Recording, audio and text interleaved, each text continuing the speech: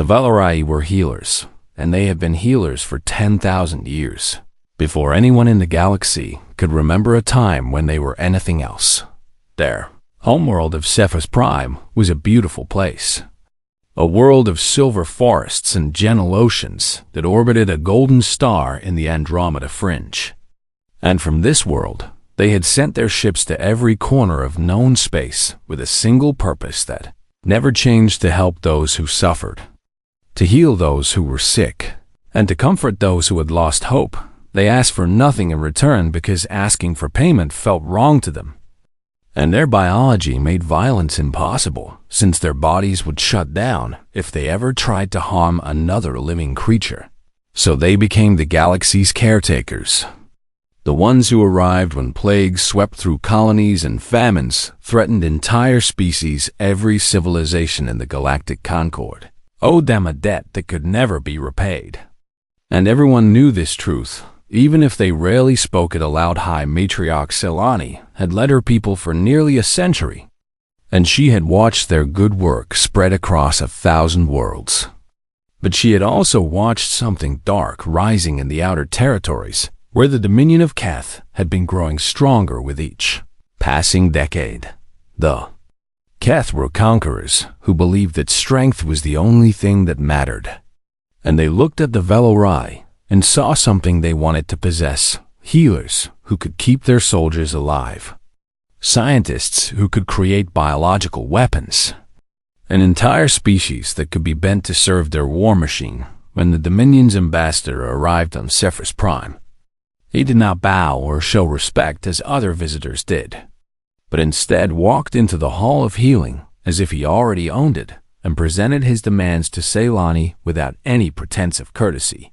"You will serve the Dominion," he said in a voice that expected no argument, "and you will use your knowledge to create weapons that will make our enemies suffer. And in return, we will allow your species to continue existing."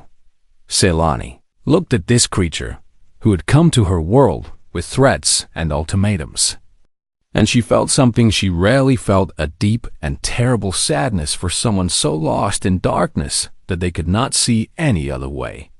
"We cannot do what you ask," she said gently, "because our purpose is to heal and never to harm.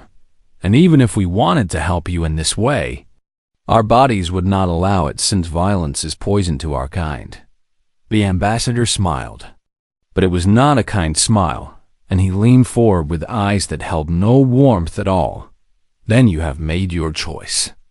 And the Dominion does not forget those who refuse us." He left Cephas Prime that day, and for 3 months nothing happened. And some of the younger Valkyrie hoped that the Dominion had moved on to other concerns. But Selani knew better, because she had seen the look in that ambassador's eyes and recognized it as the look of someone who had already decided to destroy everything she loved. The attack came without warning on a morning when the silver forests were catching the first light of dawn and children were playing in the meadows near the great healing temples. The sky turned black with Dominion warships, hundreds of them descending through the clouds like a swarm of metal insects.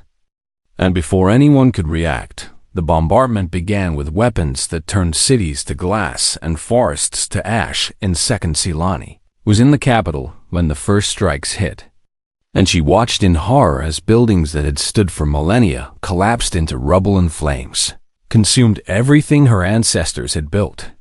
And all around her, the screaming started as her people realized what was happening. There was no defense because the Valkyrie had never built weapons. And there was no escape because the Dominion ships had surrounded the entire planet. And there was no mercy because the Keth had come to make an example of those who dared to refuse them. The bombardment lasted for 72 hours without pause. 12 billion Valkyrie died in those 3 days, mothers holding their children, healers trying to save the wounded, even as fire fell from the sky. Elders who had spent their lives helping others burning in the ruins of their home. Selani survived only because her guards dragged her to an underground bunker against her will.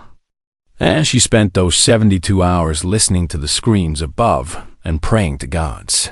she was no longer sure existed when the bombardment finally stopped. She emerged into a world that no longer existed. A wasteland of ash and bone where nothing lived and nothing would ever grow again. Survivors numbered barely 3 million out of 12 billion. And they gathered in the ruins with empty eyes and broken hearts while Selani tried to find the strength to lead them when she could barely find the strength to breathe. "We must leave," she told them in a voice that cracked with grief. "Because the Dominion will return to finish what they started. And our only hope is to find refuge among the species we have helped for so many centuries." They loaded onto ancient medical frigates that had survived because they had been in orbit during the attack. And as the ships lifted away from Cephas Prime for the last time, Selani looked down at the grave of her world and made a silent promise to the dead she would find her people a new home. And she would keep them safe, and she would not let their suffering be in vain. The convoy set course for the heart of the Galactic Concord, broadcasting distress signals on every frequency to every species they had ever helped. And Selani allowed herself to feel something like hope, because surely someone would remember what the Valerai had done for them. And surely someone would open their doors to refugees who had given so much to so many. The response came within days. And it was not what she expected. The Galactic Concord called an emergency summit to discuss the Valerai situation. And representatives from over 200 spacefaring civilizations gathered in the great chamber on Nexus Station to decide the fate of 3 million refugees. Lee was allowed to speak. And she knelt before the assembly with tears streaming down her face and begged for asylum, not for herself, but for the children who had watched their parents burn, for the elders who had lost everything, for a people who had never harmed anyone and had been destroyed for refusing to become weapons. "Please," she said, and her voice echoed through the silent chamber. "We ask only for a small place where our children can sleep without fear. A corner of a moon or a stretch of barren rock where we can rebuild some small part of what we have lost. And we will continue to serve as we have always served, because healing is all we know." The assembly deliberated for 6 hours while the Valerai convoy waited in orbit. When the vote came, it was 197 against and only 3 in favor species. After species explained their reasons, the Dominion was too powerful. Trade agreements could not be risked. Defense pacts must be honored.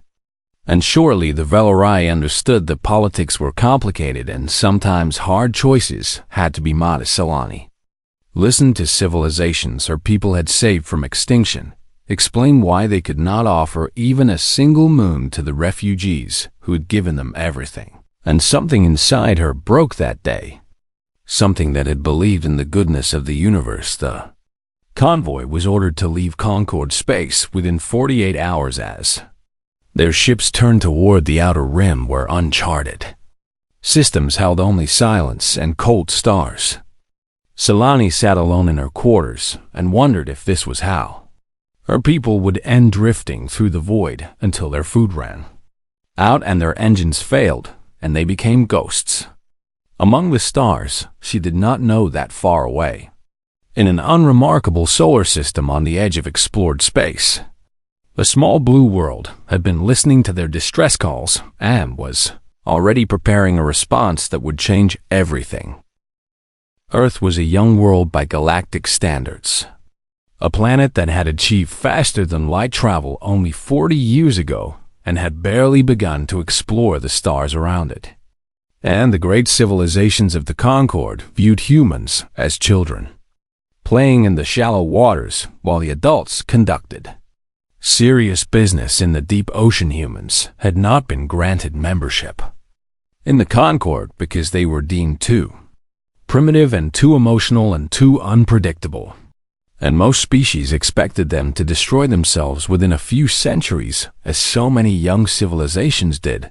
But the humans had been listening to the distress calls from the Valerai convoy, and they had heard the stories of what happened on Cephas Prime, and they had watched the Concord vote to abandon 3 million refugees to die in the void. Ambassador Yellen Vasquez stood at the head of the United Nations Emergency Assembly in New York, while delegates from 194 nations watched the live feed of alien ships limping toward the outer rim. And she held a datapad containing the official warning from the Galactic Concord. "I have been informed," she said in a voice that was calm but carried an edge of steel, "that if Earth offers asylum to the Velori refugees, we will face economic sanctions from every major trading partner, technological embargoes that will set our development back decades, and potential military action from the Dominion of Keth." She paused and looked around the chamber at faces that represented every culture and nation on Earth. "The Concord has also reminded us that we are," in their exact words, "a minor species of no strategic importance." Murmurs rippled through the assembly, and Vasquez set down the datapad with deliberate slowness. "I have a different message I would like to send to the Galactic Concord," she said. "And that message is that they can take their warnings and their threats and their strategic importance calculations and shove them somewhere the stars do not shine." The Russian delegate laughed out loud, and the Indian representative began to applaud. And within seconds, the entire chamber was on its feet. These people spent 10,000 years healing the sick and comforting the dying across every corner of the galaxy. Vasquez continued. And when they needed help, when their world burned and their children died, the galaxy turned its back because helping them was inconvenient. She pointed at the screen, showing the Velori convoy drifting in the darkness. "We are going to do what 200 civilizations were too afraid to do. And we are going to open our doors to people who have nowhere else to go. And if the Dominion wants to come for us, then they will learn that humans do not abandon those who need us." The vote was unanimous. Every nation on Earth agreed to accept the Velori refugees within hours. A message was broadcast on every frequency that the Velori convoy could receive. And it was simple and clear, and it changed everything. "This is Earth, and we heard your call. And you are welcome here." Selani was in her quarters when the message arrived, and she stared at the words on her screen for a long time because she did not trust them.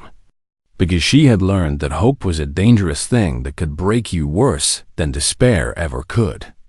"Who are these humans?" she asked her aide, a young Velori named Tessic who had lost his entire family in the bombardment. "They are a young species," Tessic said while pulling up information on his console. "Only spacefaring for 40 years, not even members of the Concord. And they have a reputation for being irrational and emotional and doing things that make no strategic sense." Selani looked at the blue world spinning on the screen. So small and fragile, looking against the vastness of space. "Irrational," she repeated softly. "Because they are offering to help strangers at great cost to themselves. The Concord considers it a weakness," Tessic said. "The Concord abandoned us to die," Selani replied. "So perhaps I am ready to take a chance on a species that is weak in the ways that matter." She gave the order to change course, and the convoy turned toward the small blue world called Earth. The journey took 11 days. And with each day that passed, Selani expected to receive a message saying that the humans had changed their minds, that they had reconsidered the costs, that they were sorry, but they could not help after all. The message never came. Instead, as the convoy entered Earth's solar system, they were met by an escort of human ships, small vessels that looked almost handmade compared to the sleek designs of Concord technology. But their pilots flew with precision, and their communication channels were filled with words of welcome. "Velori Convoy. This is Captain Rodriguez of the UES Horizon, and we are here to guide you safely to Earth orbit. And I want you to know that we are honored to have you." Selani wept when she heard those words. And she was not ashamed of her tears, because they were the first tears of something other than grief she had shed since her world burned. The convoy entered Earth orbit, And from the viewports, the Velorai could see the planet below blue oceans and green lands and swirling white clouds. So different from the silver forests of Cephir's Prime, but beautiful in its own way. And then the shuttles began to descend, carrying the first groups of refugees down to the surface. And what they found there was something none of them had expected at the landing site in a place called Geneva. Thousands of humans had gathered to welcome them, not soldiers or guards or processing officials, but ordinary people who had traveled from all over the world just to be there. Children held signs with words the Velorais could not yet read, but understood anyway. And elderly humans stood with blankets and food and medical supplies. And families had come to offer their homes to strangers. They had never met Silani, who was on the first shuttle to land. And when the door opened and she stepped onto Earth soil for the first time, her legs gave out beneath her and she fell to her knees because the weight of everything she had carried since the bombardment finally became too heavy to bear. An old human woman pushed through the crowd and knelt beside her in the grass. And without saying a word, she wrapped her arms around Silani and held her the way a mother holds a frightened child. "Why?" Silani asked through her translator, her voice breaking. "Why would you do this for us when you know what it will cost you?" The old woman, her name was Margaret Chun, a retired schoolteacher from a place called Manitoba, pulled back and looked into Silani's eyes with a warmth that transcended species and language and everything else that separated them, because someone had to. Margaret said simply, "And because no child should have to sleep afraid. And because kindness is not weakness, no matter what anyone says." Silani looked around at the crowds of humans who had come to welcome her broken people, at the children waving and the adults crying, and the whole beautiful chaos of a species that had chosen compassion over convenience. "You are strange creatures," she said to Margaret. The old woman laughed and helped her to her feet. "We know," Margaret replied, "and we are rather proud of it." That day, the first of 3 million Velorai refugees set foot on Earth soil, and they found not a holding facility or a processing center, but a home, and far across the galaxy. The Galactic Concord watched in confusion, as a minor species of no strategic importance did something that 200 civilizations had been too afraid to do. The first year of integration was chaos, but it was the kind of chaos that builds rather than destroys. The kind of beautiful mess that happens when millions of people work together towards something greater than themselves. 3 million Velorai refugees needed homes and food and medical care, and 1,000 other things that their hosts had never prepared for. And the challenges seemed impossible at first, because the Velorai breathed a slightly different mix of air, and their skin burned under Earth's sun, and their bodies could not digest most human food. But humans had a gift for solving impossible problems, especially when the alternative was letting someone suffer. Engineers worked around the clock to retrofit buildings with air filtration systems that could accommodate Velorai lungs. And architects designed new housing with UV-blocking materials woven into every surface. And agricultural scientists flew to the convoy ships to study Velorai plants and figure out how to grow them in Earth greenhouses in a small town in Japan. An elderly farmer named Hiroshi Tanaka spent 3 months learning to cultivate the silver grain that the Velorai needed for their diet. And when he harvested his first successful crop, he wept because he had never done anything so important in his entire life. In Brazil, a young woman named Isabella Santos, who had studied medicine, organized a network of volunteer clinics where human doctors and Velorai healers worked side by side, learning from each other and combining their knowledge to help patients of both species in India. A tech company donated an entire campus to serve as a Velorai community center, and within months it had become a place where refugee children learned human languages and human Children learned Velorai songs and everyone forgot that they were supposed to be different. The challenges were enormous, and the mistakes were many. But something remarkable happened as humans and Velorai worked together. They started to become family, and the Velorai, who had spent millennia as the galaxy's healers, did not forget their purpose just because they had lost their world within 6 months of their arrival. Velorai medical teams had begun sharing their knowledge with human scientists, and the results were nothing short of miraculous disease called childhood leukemia, which had stolen countless human children from their families, became curable with a simple treatment that Velorai healers had developed centuries ago. And parents who had been told to prepare for the worst suddenly found themselves watching their children laugh and play and grow old. Alzheimer's disease, which had trapped brilliant minds in prisons of confusion and forgetting, could now be reversed with techniques that the Velorai had perfected over generations. And elderly humans, who had not recognized their own families for years, suddenly remembered everything and wept in the arms of those they loved in Snow Hollow. A Velorai enclave opened a hospital that turned no one away regardless of whether they could pay. And the lines stretched around the block as people came from across the continent seeking help that had never been available before in rural Bangladesh, where waterborne diseases had plagued communities for generations, despite every human effort to stop them. Velorai medics developed purification systems that eliminated the problem entirely, and children who would have died before their 5th birthday grew strong and healthy. Zailani watched all of this with wonder, because she had expected humans to grow resentful of the refugees who had brought so much trouble to their world. But instead she saw something she had never seen in all her years of traveling.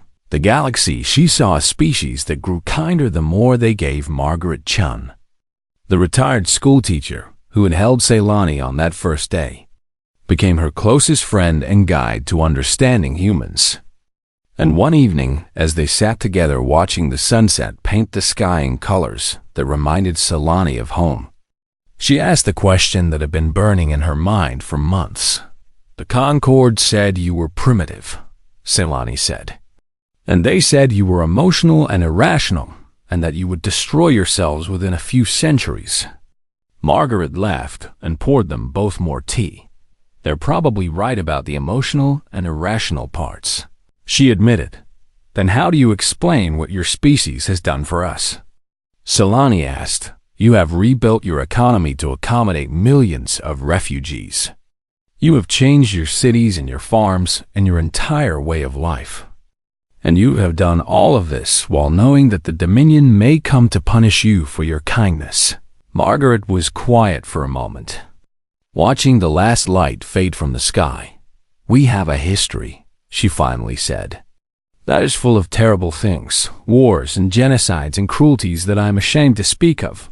But we also have a history of people who stood up when standing up was hard, who helped strangers when helping was dangerous, who refused to let fear turn them into monsters." She turned to look at Ceylani with eyes that held both sadness and hope. "We are not a perfect species," Margaret continued, "and we never will be, but we keep trying to be better. And sometimes trying is enough." Ceylani reached out and took her friend's hand. "The Concord was wrong about you," she said. "Maybe," Margaret replied with a small smile. "Or maybe they were right, and being primitive is not such a bad thing." But while the two friends watched the stars come out over a world that was learning to be a home, darker forces were moving in the depths of space. The Dominion of Keth had been watching Earth's defiance with growing rage, because a minor species had dared to do what the mighty civilizations of the Concord had refused. And this could not be allowed to stand if Earth succeeded in protecting the Velorai. Then, other species might start to question whether the Dominion was truly as powerful as it claimed.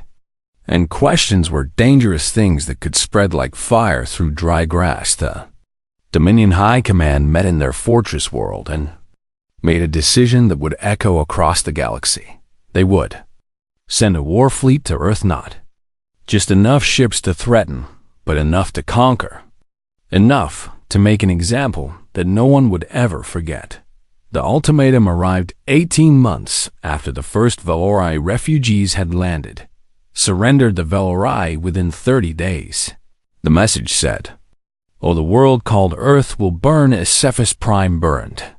And your species will learn what happens to those who defy the Dominion ambassador." Vasquez read the ultimatum before the United Nations Assembly. And when she finished, the chamber was silent for a long moment. Then she looked up at the cameras that would broadcast her response across every frequency in the galaxy. "The Dominion of Keth has demanded that we surrender the people we have promised to protect," she said. "And they have threatened to destroy our world if we refuse." She paused. And when she spoke again, her voice was clear and strong and carried no trace of fear. "Our answer is no, and it will always be no. And if the Dominion wants the Velori, then they will have to go through every human being who's willing to fight for what is right." She looked directly into the camera, as if staring into the eyes of the Dominion commanders themselves. "We are not afraid of you, and we will not abandon the people who came to us for help. And if you want to see what humans are capable of when we are protecting those we love, then come to our world and find out." The transmission ended. And across the galaxy, species who had turned their backs on the Velori watched in disbelief as a primitive world dared to challenge the most feared military power in known space. And on Earth, humans began to prepare for war. The Dominion war fleet assembled in the darkness beyond the rim of human space. And it was the largest invasion force the galaxy had seen in 3 centuries. 400 capital ships bristling with weapons that could turn continents to glass. Crewed by soldiers who had never known defeat and commanders who viewed mercy as a sign of weakness, Admiral Vexter stood on the bridge of his flagship, the Eternal Conquest, and looked at the tactical display showing the small blue world called Earth spinning peacefully in its unremarkable solar system. "A primitive species," he said to his officers, "with no real fleet, no planetary shields, and no allies worth mentioning. This will be over before the humans even understand what is happening." His officers laughed because the idea of a young species standing against the might of the Dominion was absurd. And they expected to return home within a week with another victory to add to their long list of conquests. But Admiral Vexter did not know what had been happening on Earth since his ultimatum was delivered. Humans had not spent their 30 days cowering in fear.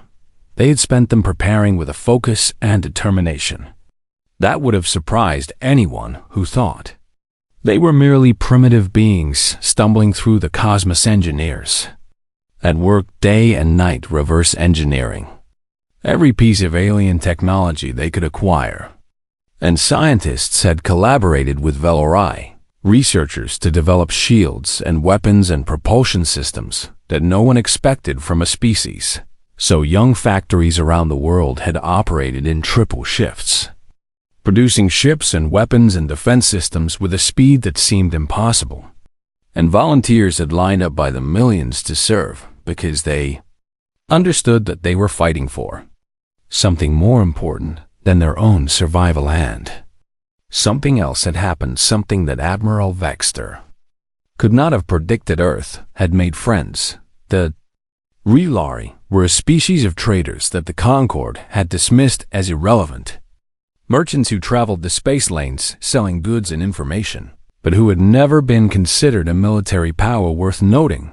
But 3 centuries ago, a plague had swept through their colony worlds and threatened to exterminate their entire species. And the Velori had come to them when no one else would, and had worked for years to develop a cure that saved billions of Relari lives. When the Relari learned that Earth was preparing to defend the Velori against the Dominion, their trading council met for the first time in living memory and made a decision that shocked the galaxy. 200 armed merchantmen appeared in Earth orbit, converted cargo vessels bristling with weapons that no one knew the Relari possessed. And their commander broadcast a message to anyone who was listening. The Valori saved our people, and now we will fight for theirs. The Thessic King next proud warriors, who had been expelled from the Concord for refusing to bow to Dominion threats, who had been wandering the outer territories with their dreadnoughts and their wounded pride for decades. They had no debt to the Valori, but they had a hatred for the Dominion that burned hotter than any star. And when they heard that a small world was preparing to stand against their enemies, they saw a chance to finally strike back at those who had humiliated them 17. Other species followed small civilizations and forgotten peoples and marginalized groups that the Concord had ignored or abandoned, each with their own reasons for joining the fight against the Dominion. By the time Admiral Vextor's fleet entered the solar system, the primitive world called Earth was no longer alone. Admiral Chun Wei stood on the bridge of the U.S. Defiance, humanity's first true battleship, and watched the Dominion fleet appear on her tactical display like a cloud of death, spreading across the void. She was 63 years old and had spent her entire career preparing for battles she never expected to fight. And now she commanded a fleet that included ships from 18 different species, all united under a single purpose. All ships, she said into her communication array, her voice calm and steady. This is Admiral Chun, and in a few minutes we are going to engage an enemy that believes might makes right, that the strong may prey upon the weak without consequence, that compassion is a flaw to be exploited. She looked at the faces of her crew, humans and Valari and Rolari and Thessic, all serving together on a ship that represented everything the Dominion hated. The Dominion came here expecting to find primitives who would run or surrender, she continued. And instead they are going to find out what happens when you threaten the people we love. The battle began when the Dominion fleet crossed the outer defense perimeter, and what followed would be remembered as the bloodiest engagement in galactic history. The Dominion expected a quick victory, but they found instead a defense that seemed to anticipate their every move. Human engineers had studied Dominion tactics for months and had developed countermeasures that no one expected from a young species. The Relari merchantmen swarmed the larger Dominion vessels like angry insects, targeting engine systems and weapons arrays with precision that belied their civilian origins. And the Thessic dreadnoughts charged into the heart of the enemy formation with a fury that terrified even veteran Dominion commanders and the human ships, those crude vessels that had been mocked as toys compared to true warships, fought with a desperation and creativity that no one could have predicted. Admiral Vextor watched in disbelief as his fleet was savaged by enemies who should have been crushed in the first hour of battle, and he ordered his ships to focus on Earth itself, believing that threatening the planet would break the defenders' morale. But the humans had prepared for this too, and when the Dominion bombers approached the planet, they were met by a defense grid that had been built in secret over the past 18 months. A network of satellites and ground-based weapons that turned the sky into a wall of fire. The battle lasted 11 hours. 11 hours of ships burning in the void, of plasma fire lighting up the darkness between planets, of screaming alarms and desperate orders and acts of heroism that would be remembered for generations when it ended. The Dominion fleet was broken.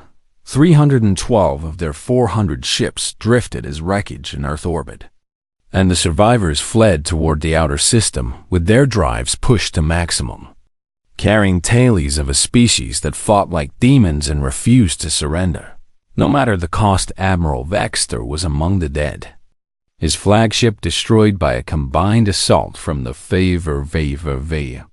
Defiance and 3 Thessic dreadnoughts that had sacrificed themselves to breach his shields. Earth had won, but victory came at a terrible price. 63 ships from the Allied fleet had been destroyed, and 40,000 souls, humans and Relari and Thessic and others, had given their lives to protect the world that most of Them had never even visited Admiral. Chen Wei stood on her damaged bridge as the last Dominion ships disappeared into the darkness, and she allowed herself to feel the weight of what had happened for just a moment before turning to the work that remained. All ships, she said quietly. Begin search and rescue operations. We leave no one behind. Not our people and not theirs, because that was the human way, and it always would be on Earth. Billions of people looked up at the sky, where they could still see the flashes of debris burning in the upper atmosphere. And they wept for those who had died and celebrated those who had survived and understood that nothing would ever be the same again. Zilani stood with Margaret Chun in a park in Geneva, watching the lights in the sky. And she thought about the species that had given so much to protect our people. You are amazing creatures, she said softly. Margaret wiped tears from her eyes and nodded. We have our moments, and far across the galaxy, civilizations that had turned their backs on the Valori watched the news of the battle and began to understand that something had changed in the universe, something they had not expected and could not ignore. The aftermath of the Battle of Seoul spread across the galaxy like ripples from a stone thrown into still water, and nothing would ever be the same. The Dominion of Keth had been humiliated in a way that no one thought possible. Their greatest war fleet destroyed by a Belay coalition of minor species led by primitives, who had barely figured out faster than light travel. And the news spread faster than their surviving ships could flee within months. Worlds that had lived under Dominion rule for centuries began to rebel.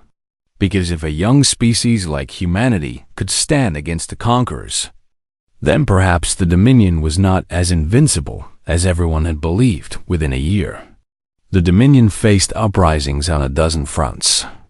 Their military stretched thin, trying to maintain control over territories that no longer feared them. And their commanders found that terror only works when people believe you cannot be defeated. Within 5 years, the empire that had burned Sifis Prime fractured into a dozen squabbling remnants, too busy fighting each other to threaten anyone else. And the species they had oppressed began to rebuild their lives free from the shadow of conquest. The Galactic Concord did not survive the aftermath. Either species that had voted to abandon the Valori watched as Earth and its allies stood triumphant, and they felt something they had not expected to feel. Shamath Rolari, once dismissed as irrelevant merchants, became heroes across the galaxy, and they used their new influence to call for reforms that the old Concord could never accept, demanding that the organization actually live up to the principles it claimed to represent. 7 species withdrew from the Concord within the first year, declaring that they could no longer be part of an institution that had proven itself morally bankrupt. And others followed as the political structure that had governed the galaxy for millennia crumbled under the weight of its own hypocrisy. In its place, something new began to form. They called it the Terran Compact, and it was built on a foundation that humans had carried with them since the first tribes gathered around shared fires on their young world. The simple idea that taking care of each other was not weakness, but strength. Membership was open to any species willing to accept a single principle. When someone needs help, you help them, regardless of what it costs you, regardless of what others think, regardless of whether it makes strategic sense. Within 2 decades, the Terran Compact had grown to include over 300 species, and Earth remained its heart, not because humans demanded leadership, but because no one could imagine the alliance without the world that had shown them all what courage looked like. The Valori thrived in their new home. Their population grew as children were born on Earth soil, children who spoke human languages alongside their own, and who grew up thinking of blue skies and green trees as normal rather than strange. They rebuilt their healing temples, not as copies of what had been lost on Sifis Prime, but as something new that blended Valori traditions with human ideas. And patients from across the compact came to Earth seeking cures that could not be found anywhere else. Zelani watched her people heal in more ways than one. Watched the survivors of genocide learn to laugh again and dream again and hope again. And she knew that her silent promise to the dead had been kept 20 years after the first Valori shuttle landed. A great ceremony was held on the newly constructed Station Unity that orbited Earth, and representatives from every member species of the compact gathered to celebrate how far they had all come. Zelani was old now. Her silver hair had faded to white, and her steps had grown slow, but she stood before the assembly with the same dignity she had carried since the day her world burned. When my people were cast out, she said, her voice clear despite her age, we believed that the universe was cold, that kindness was foolishness, that we had wasted 10,000 years healing others who would never return the favor. She paused and looked out at the gathered delegates, humans and Valori and Rilari and Desek and hundreds of others, all sitting together as equals. We were wrong, she continued. And I have never been so happy to be wrong about anything in my entire life.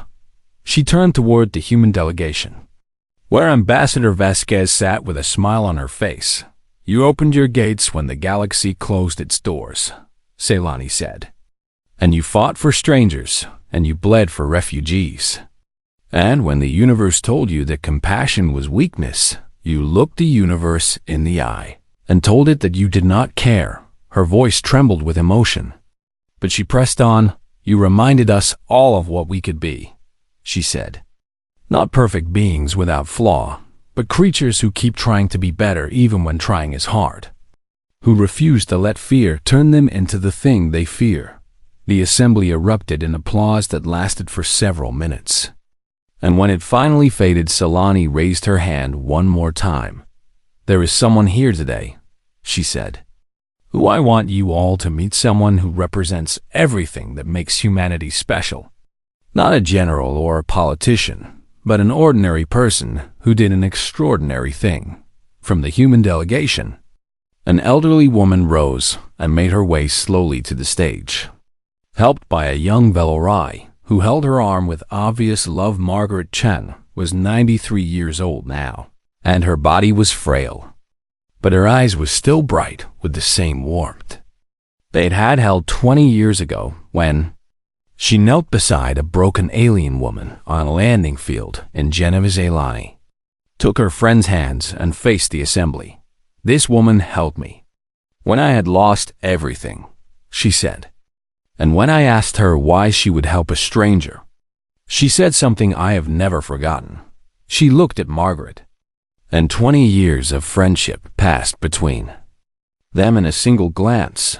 She said, because someone should. Margaret laughed softly and squeezed Zelani's hands. I also said you were strange creatures, she reminded her friend. And we are, Zelani agreed. But you made us family anyway. The applause that followed was the loudest the station had ever heard. And somewhere in the crowd, a young Valori child, who had been born on Earth, turned to her human classmate and asked what all the fuss was about. That's the lady who saved everybody, the human child whispered back. My grandma says she's the best person ever. The Valori child nodded seriously. My grandmother says the same thing, she replied. And across the stars, in every corner of the compact, children of 100 species grew up hearing the story of the small blue world that changed everything, not with conquest, not with wealth, not with power, but with the simple radical act of being kind when kindness was hard. A century after the Battle of Seoul, a memorial was built on the grounds outside Geneva, where the names of the 40,000 who fell defending Earth were carved in stone. And at its center stood a simple plaque bearing words in 200 languages. The words said, when the galaxy forsook its back, we opened our gates. This is who we are, and this is who we will always be. And every year on the anniversary of that first landing, Humans and Velorai and all the others would gather at the memorial to remember those who had died and celebrate those who had lived. And they would tell the old stories to the young ones so that the truth would never be forgotten. The truth was simple. The universe was not cold. It was only waiting for someone brave enough to prove that compassion was the greatest strength of all in humanity. Irrational and emotional and wonderfully strange had answered that call.